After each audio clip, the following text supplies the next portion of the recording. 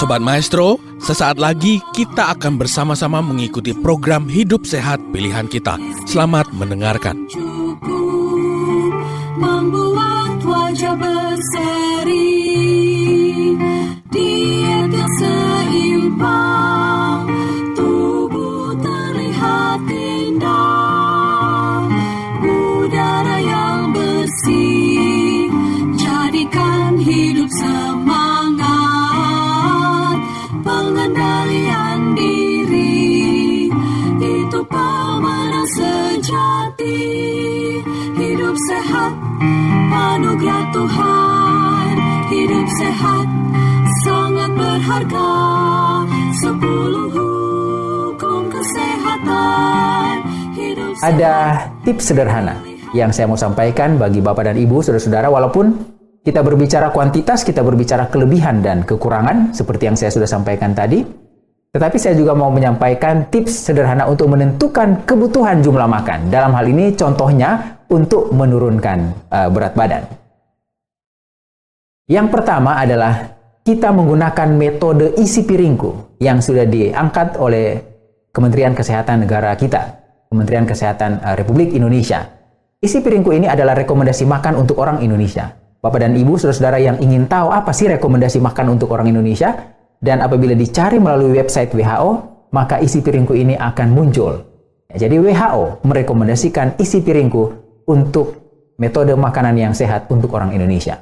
Dan isi piringku ini sudah dicoba untuk menurunkan berat badan, untuk mengendalikan kolesterol, untuk mengendalikan gula darah, sangat efektif.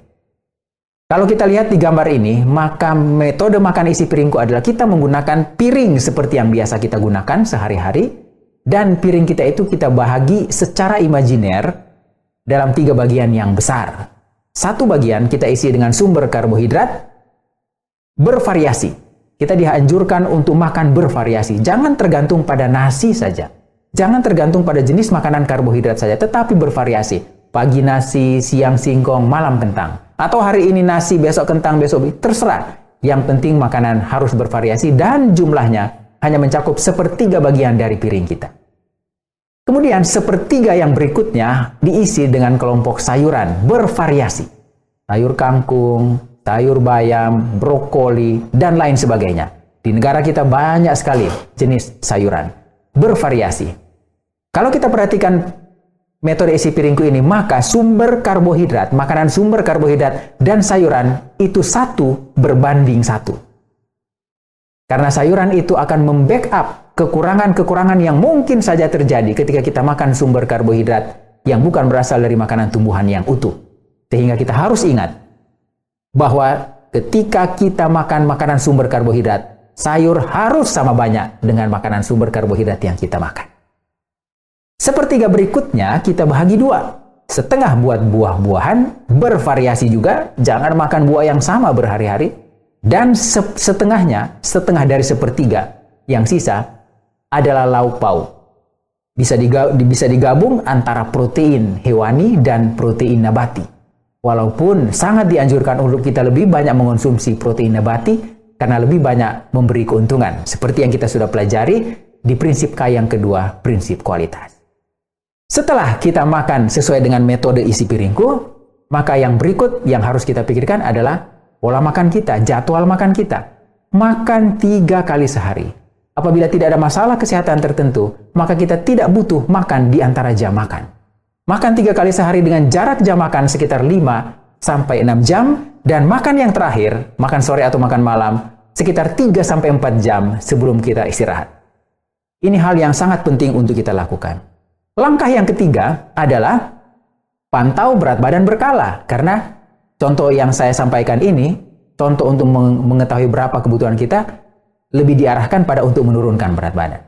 Jadi kita perlu pantau berat badan berkala. Kita masih banyak sekali melakukan kesalahan ketika melakukan penimbangan berat badan. Penimbangan berat badan yang benar adalah tidak boleh dilakukan setiap hari. Seminggu sekali. 1 minggu 1 kali. Jangan dilakukan setiap hari. Karena proses penurunan atau peningkatan berat badan tidak terjadi harian. Minimal itu akan terjadi mingguan. Yang berikut adalah kita tentukan hari apa kita mau timbang berat badan. Misalnya hari Minggu pagi, hari Senin pagi, terserah. Tapi kita harus punya hari-hari yang Sama untuk melakukan pemantauan berat badan. Yang ketiga, pemantauan berat badan itu tidak boleh dilakukan sembarang waktu, tetapi harus dilakukan saat bangun pagi. Saat bangun pagi dan setelah buang air kecil. Ada beberapa orang yang bisa buang air besar juga tanpa harus di-trigger, dipicu dengan minum. Itu juga satu hal yang baik. Tetapi rata-rata orang ketika bangun pagi, maka dia ada dorongan untuk berkemih, untuk buang air kecil, maka silahkan buang air kecil, jangan dulu minum, jangan dulu makan, jangan dulu olahraga, langsung timbang berat badan. Itu adalah berat badan yang paling mendekati berat badan yang sebenarnya.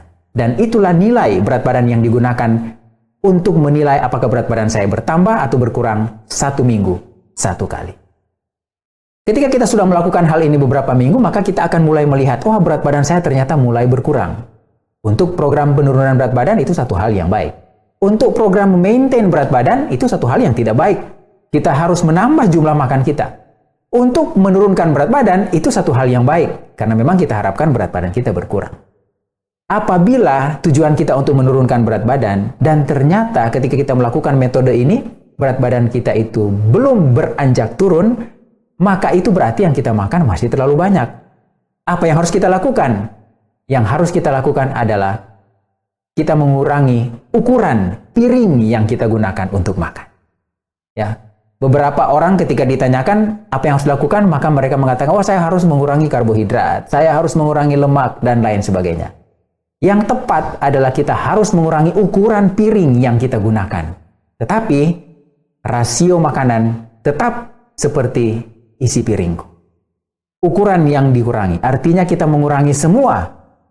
Kita mengurangi kalorinya, kita tidak hanya mengurangi protein, kita tidak hanya mengurangi lemak atau karbohidrat. Karena kalau kita melakukan hal itu, maka akan terjadi perubahan keseimbangan di dalam diet kita. Ukuran piring yang kita kurangi. Kalau kita mau naikin berat badan, kita cari piring yang lebih besar. Ketika kita akan menurunkan, kita cari piring yang lebih kecil, sampai berat badan kita kemudian beranjak turun, tetap atau naik sesuai dengan yang kita inginkan.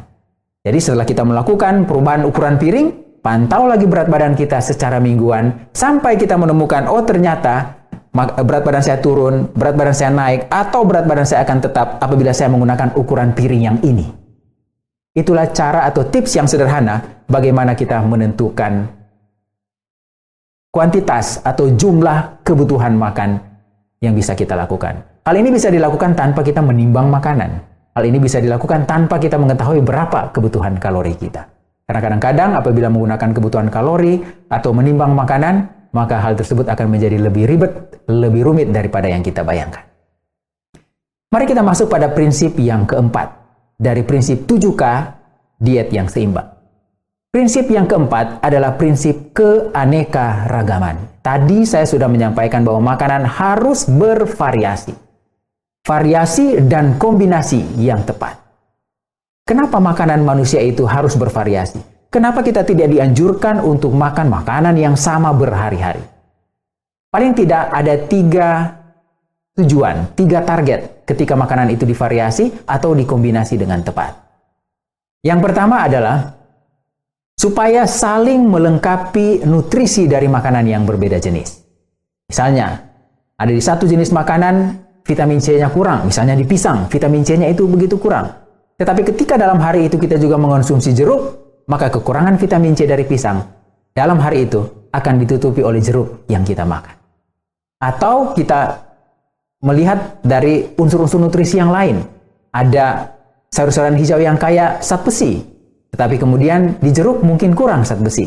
Tetapi ketika kita mengombinasikannya, maka yang terjadi adalah penyerapan dari zat besi dari sayur-sayuran akan ditingkatkan jumlahnya di dalam saluran cerna oleh vitamin C yang berasal dari jeruk. Itulah manfaat kenapa makanan itu perlu divariasi dan dikombinasi. Yang kedua, tujuannya adalah untuk membatasi unsur nutrisi tertentu atau kita sebut fitokimia tertentu dalam bahan makanan agar tidak terjadi akumulasi. Sobat Maestro, Anda baru saja mendengarkan program Hidup Sehat Pilihan Kita. Terima kasih atas kebersamaan Anda. Istirahat yang cukup membuat wajah berseri. Diet yang seimbang, tubuh terlihat indah.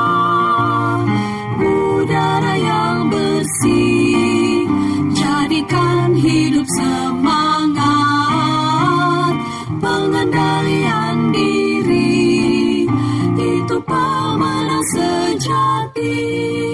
Hidup sehat, anugerah Tuhan.